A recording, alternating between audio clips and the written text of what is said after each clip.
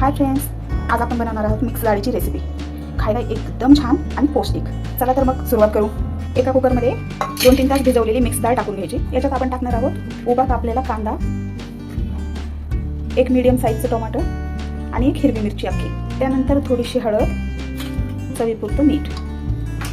डाळ शिजण्यासाठी जितकं पाणी लागेल तितकं पाणी. ही डाळ छान अशी शिजलेली आहे, तुम्ही बघू शकता. तर आपण फोडणीसाठी लागणारं साहित्य बघू. अर्धा कांदा घेतलेला मी बारीक कापलेला, अद्रक आणि लसूण ठेचून घेतलेलं आहे. इथं आहे कांदा लसूण मसाला, धने पावडर, लाल मिरची पावडर आणि थोडीशी हळद. कोथिंबीर आपल्याला वरतून टाकण्यासाठी. आणि इथं मी घेतलेले फोडणीसाठी थोडंसं हिंग. कढई गरम करण्यासाठी ठेवली होती, त्याच्यात आपण आता थोडंसं तेल टाकून घेऊ. तेल चांगलं तापलेलं आहे, त्याच्यामध्ये थोडेसे जिरे आणि थोडीशी मोहरी टाका. थोडंसं हिंग, मोहरी आणि जिरे थोडे तडतडले की त्यामध्ये टाकूत आपण बारीक कापलेला कांदा. लसूण आणि अद्रक हे थोडंसं कांदा परतल्याच्या नंतर टाकायचं, कारण का लसूण पटकन जळतो.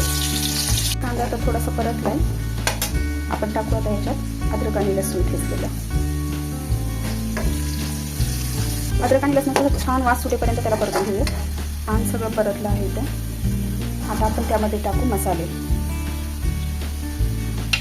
मसाले पण छान असे परतून घ्या. आता याच्यामध्ये शिजवलेली डाळ टाकून घ्या. फोडणीला असा छान कलर आलेला आहे बघा. डाळ आता छान उकळली आहे. आपण त्याच्यामध्ये थोडासा गरम मसाला टाकू. सजावटीसाठी मस्त कोथिंबीर टाकून घेऊ. तयार आहे आपली मिक्स डाळीची रेसिपी. तुम्ही भाकरीसोबत, चपातीसोबत खाऊ शकता. भातासोबत तर खूप छान लागते. एकदा नक्की ट्राय करा. आवडल्यास कमेंट करा आणि अशाच नवीन आणि सोप्या रेसिपी बघण्यासाठी माझ्या चॅनलला सबस्क्राईब करा. थँक्यू.